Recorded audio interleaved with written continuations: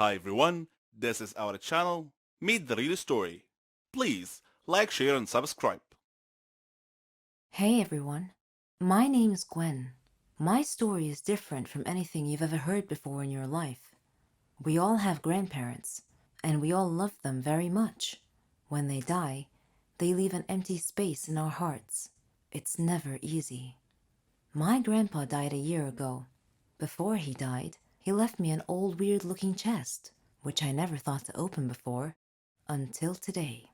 I opened the chest, but all I found in it were two pieces of paper. One of them had only two words, Grandpa's house, and the other had a map drawn on it.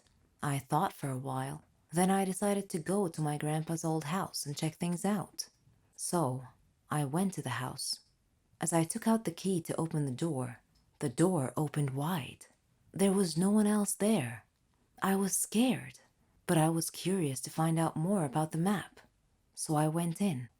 As soon as I got inside, the door slammed shut behind me. I was shocked and scared, but I wasn't gonna back out now.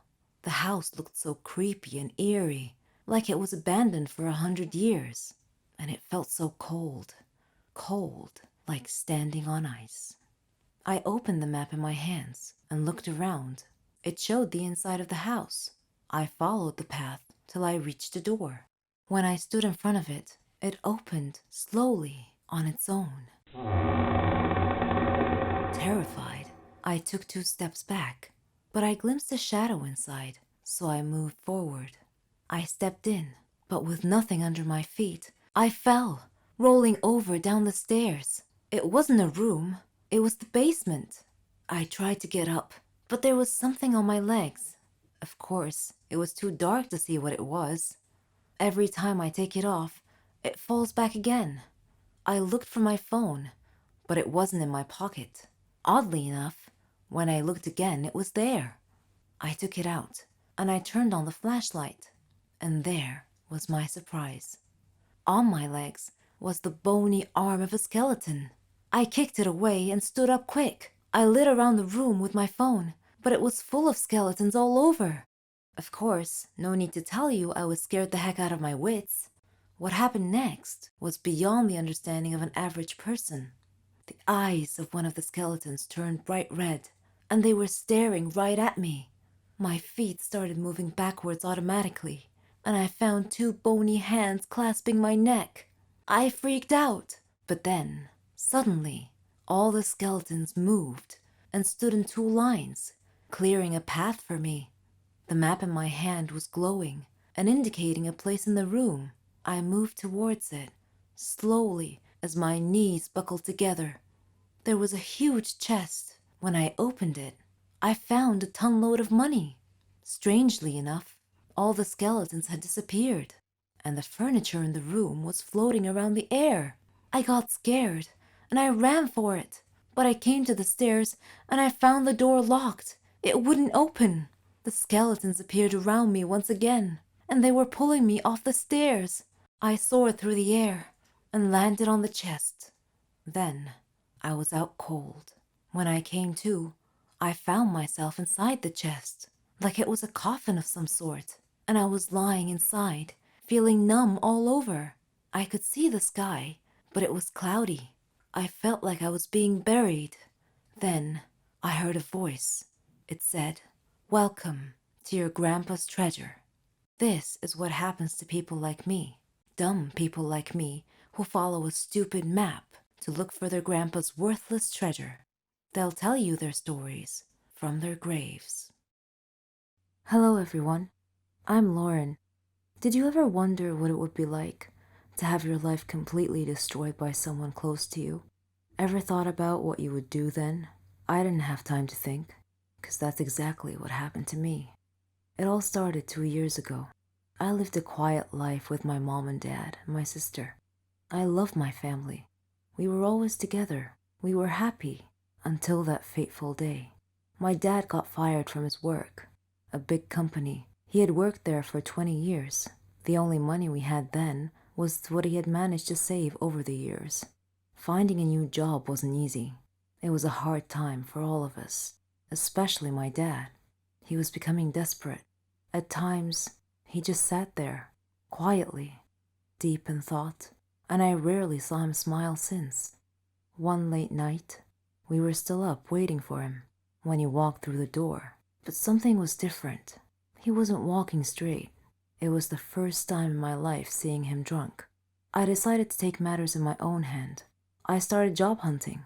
I was lucky enough to find something suitable at a startup company. The pay was good enough, and the more I worked, the more I earned. I was trying my best to get our life back.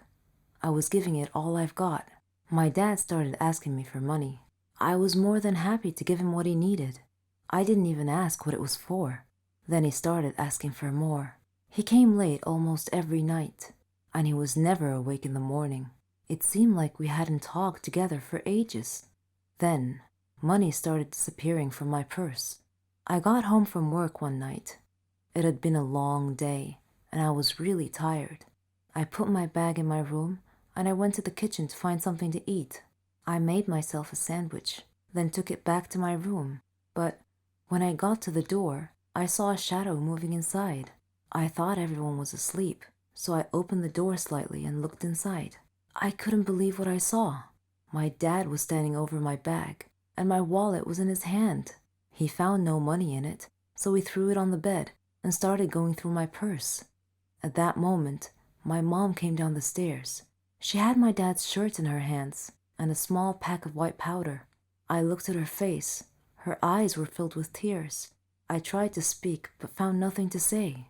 My dad came out of my room. He saw us standing there. Suddenly, everything changed. He tore the shirt and the pack from my mom's hands. He was hysterical. He started breaking things around him. My mom and I were too scared to move, but then my sister came running down the stairs. He pulled her towards him and held a knife to her throat. He threatened to kill her if we didn't give him money. Without a moment's thought, I did what he asked. Things only got worse.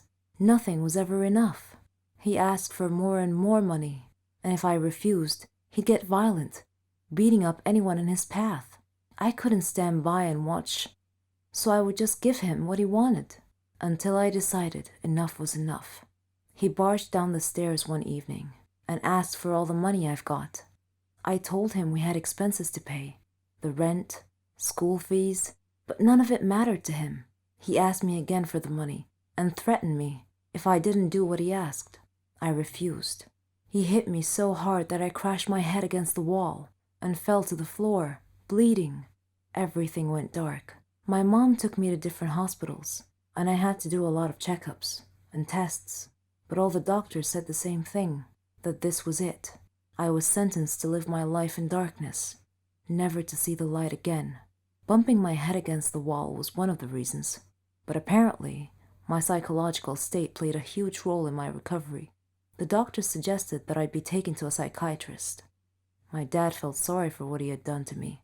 He quit the drugs and alcohol, tried to be proper, but it was because of him that I was in this state. I didn't know if I could ever find it in myself to forgive him. I was torn inside. He was my dad, but I couldn't forget what had happened. I stopped talking shortly after, and he left.